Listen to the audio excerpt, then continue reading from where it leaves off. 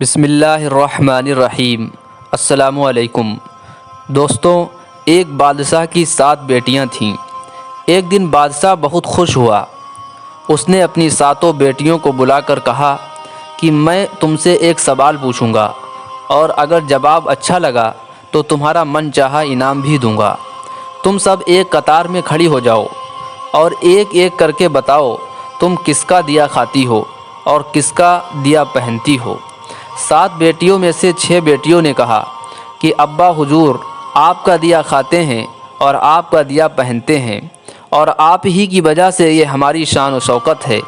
یہ سن کر بادشاہ بہت خوش ہوا اور سب کو اس کی من پسند چیز دے دی۔ جب سب سے چھوٹی بیٹی کی باری آئی تو اس نے کہا کہ میں اللہ کا دیا کھاتی ہوں اور اپنی قسمت کا پہنتی ہوں اور یہ میرا نصیب ہے۔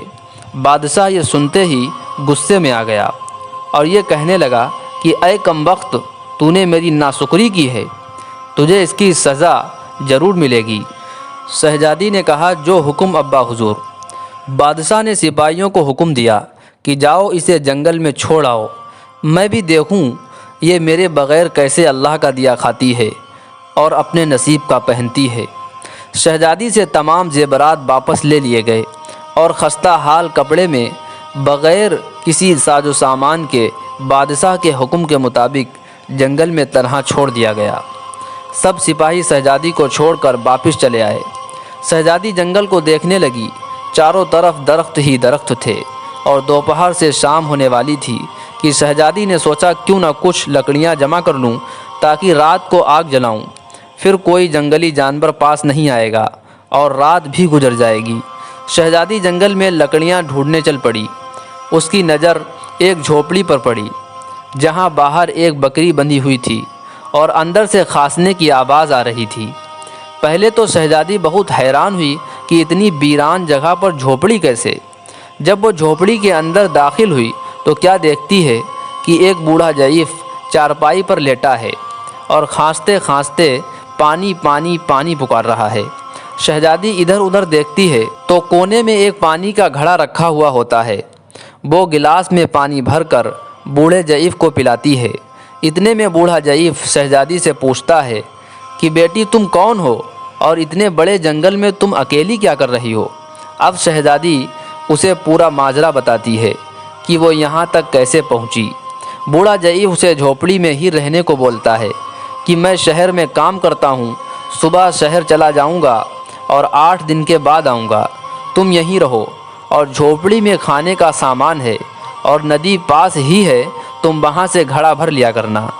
صبح کو بوڑھا ضعیف شہر چلا جاتا ہے اور شہزادی یہاں اکیلی جھوپڑی میں سب صاف صفائی کر کے بکری کا دودھ نکالتی ہے، آدھا اپنے لیے رکھ لیتی ہے اور آدھا باہر ایک کونے میں برتن میں ڈال کر رکھ دیتی ہے کہ رات کو کوئی جانور بھوکا یا پیاسا ہوگا تو پی لے گا، اور خود اندر آ کر سو جاتی ہے۔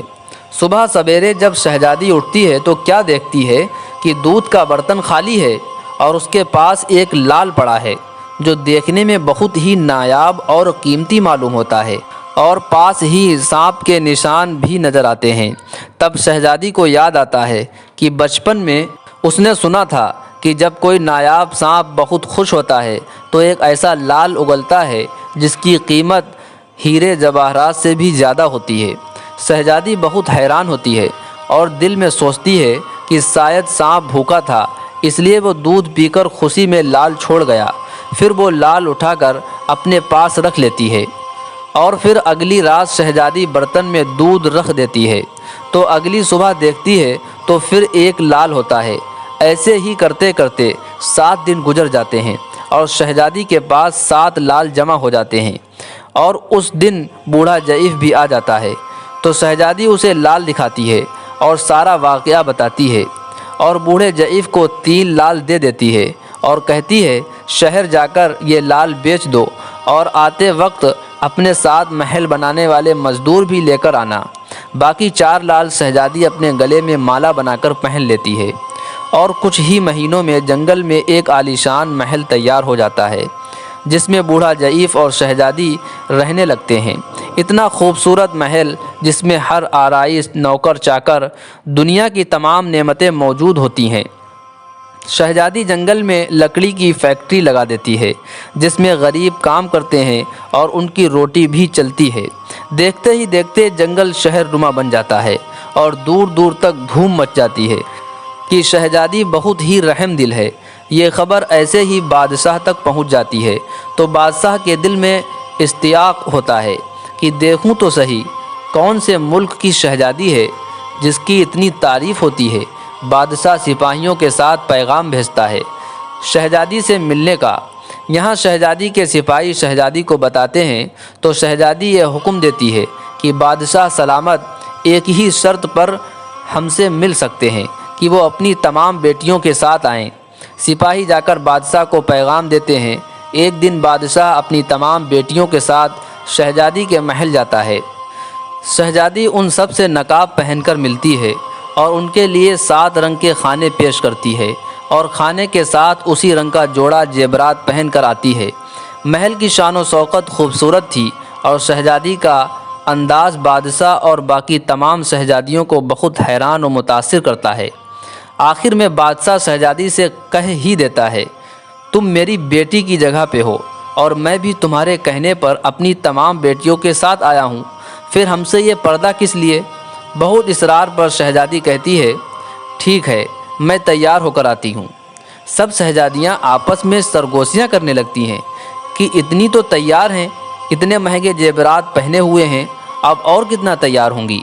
اتنے میں کیا دیکھتی ہیں کہ دور سے ایک خستہ حال کپڑوں میں کوئی آ رہا ہے اور غور کرنے پر بادشاہ کو یاد آتا ہے یہ تو ابھی تک زندہ ہے۔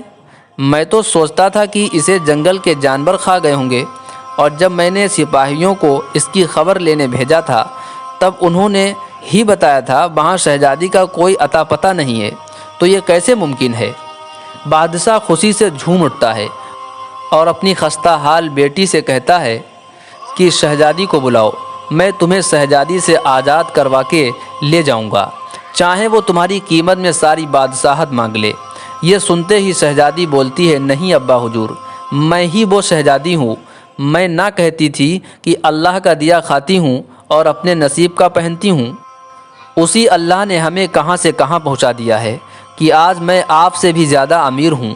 پھر شہزادی اپنا تمام حال بیان سناتی ہے کہ اس مقام تک کیسے آئی اور دکھاتی ہے اپنے گلے کی مالا جس میں ابھی بھی 4 لال موجود ہوتے ہیں۔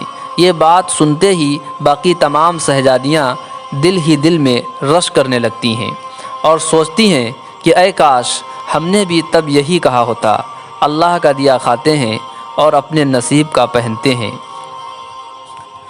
دوستو، ہمیشہ اللہ تعالیٰ پر ہی یقین رکھنا چاہیے، وہ جس حال میں بھی رکھے ہمیشہ شکر ادا کرنا چاہیے، وہ کبھی بھی اکیلا نہیں چھوڑتا ہے۔ آپ سبھی تمام بھائیوں اور بہنوں کا ویڈیو دیکھنے کے لیے بہت بہت شکریہ۔ یہ چھوٹا سا پیغام خاص طور پر ہمارے نوجوانوں کے لیے ہے، اگر ہو سکے تو شیئر ضرور کر دیں، اللہ نے چاہا تو ہمیں اس کا اجر بھی ضرور ملے گا، ہمارے بچوں کی اصلاح بھی ہو سکتی ہے۔ اللہ تعالی ہم سب کو نیک عمل کرنے کی توفیق عطا فرمائے۔ دوستو، اسی طرح کے اسلامک ویڈیوز کے لیے ہمارے چینل پیغام ٹی وی کو ضرور سبسکرائب کر لیں۔ السلام علیکم ورحمۃ اللہ وبرکاتہ۔